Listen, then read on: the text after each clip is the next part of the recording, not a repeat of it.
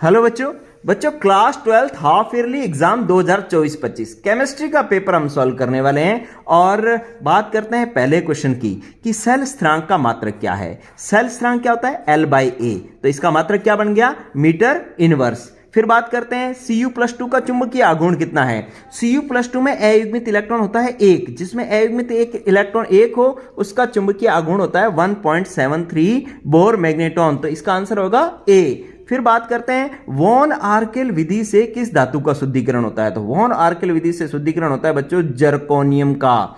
फिर बात है कि ट्राइमेथिल एमीन किस प्रकार का एमीन है। तो ये तृतीयक एमीन है। ट्राइमेथिल एमीन कैसे हो गया कि CH3N, इधर भी CH3 इधर भी CH3, तो ये तृतीयक एमीन हो गया। फिर विटामिन B12 में उपस्थित धातु है कोबाल्ट, सी आंसर होगा इसका। फिर कह रहा है कि प्रतीप शर्करा इन्वर्ट शुगर कौन सी है। इन्वर्ट शुगर होती है बच्चों सुक्रोज, क्योंकि क्रिस्टलीय अवस्था में ये दक्षिणावर्त ध्रुवण घूर्णक होता है, लेकिन जैसे इसका विलयन बनता है तो ये वामावर्त ध्रुवण घूर्णक हो जाता है, इसलिए ये एक इन्वर्ट शुगर है। फिर हम बात करते हैं कि निम्न में से कैनिजारो अभिक्रिया नहीं देगा। ये बढ़िया क्वेश्चन है।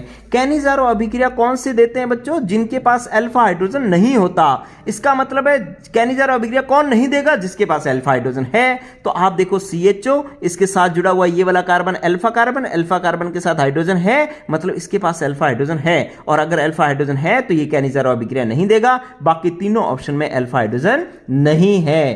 तो फिर चलते हैं अपने नेक्स्ट क्वेश्चन की ओर।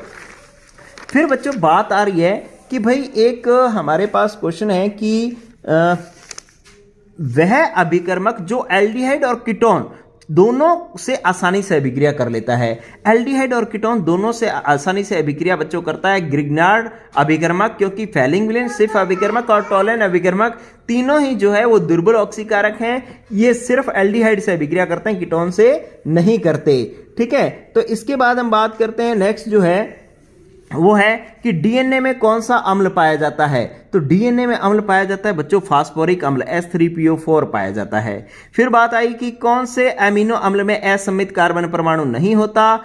तो एक बहुत सारे ऑप्शन दे रखे हैं, इसमें एक ग्लाइसिन है। ग्लाइसिन की स्ट्रक्चर होती है NH2 CH2 COOH, मतलब COOH और NH2 के बीच में CH2 होता है। CH2 के दोनों दो हाइड्रोजन जुड़े हुए हैं, इसका मतलब ये कार्बन सम्मित है। तो इसका मतलब हम कह सकते हैं कि इसके अंदर असम्मित कार्बन नहीं है, तो इसका आंसर होगा ग्लाइसिन। फिर बात आती है कि क्वथनांक में उन्नयन के समानुपाती किसके समानुपाती है? मोललता के समानुपाती है। फिर विटामिन डी का रासायनिक नाम है, तो कैल्सीफेरोल जो है इसका रासायनिक नाम है।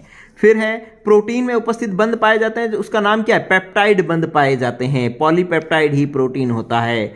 फिर आइसोब्यूटिल अल्कोहल का IUPAC नाम क्या होगा? आइसोब्यूटिल अल्कोहल का स्ट्रक्चर क्या हो गया? CH3 CH, इधर भी CH3, फिर CH2 और OH। देखो इसके आपने नंबरिंग करेंगे 1 2 3, तो 2 पर मैथिल जुड़ा हुआ है और 3 कार्बन है, तो 2 मैथिल प्रोपेन 1 ऑल, ये आइसोब्यूटिल अल्कोहल का नाम हो जाएगा। फिर आ जाएगा द्विक लवण में वियोजित होकर के कितने प्रकार के आयन देते हैं। तो 3 प्रकार के आयन देते हैं, 2 धनायन और 1 ऋणायन। ऋणायन दोनों धनायनों के साथ सेम होता है द्विक लवण के अंदर। फिर आपने बात करते हैं लेंथेनाइड तत्वों में से बने मिश्र धातु को क्या कहते हैं? मिश्र धातु कहते हैं, मिश्र मेटल कहते हैं। तो ये बच्चों मैंने आपको छोटे क्वेश्चंस के आंसर सारे बता दिए हैं। टोटल 10 ऑब्जेक्टिव क्वेश्चन हो गए और 6 फिल इन द ब्लैंक्स हो गए, तो 16 क्वेश्चन हो गए। 16 में से आपके कितने सही हैं ये मुझे कमेंट करके बताओ। और साथ में अगर जो बड़े क्वेश्चन में से किसी क्वेश्चन का आंसर आपको चाहिए तो आप कमेंट करना, मैं उस क्वेश्चन का आंसर भी एक वीडियो बना करके आपको दे दूंगा। Thank you.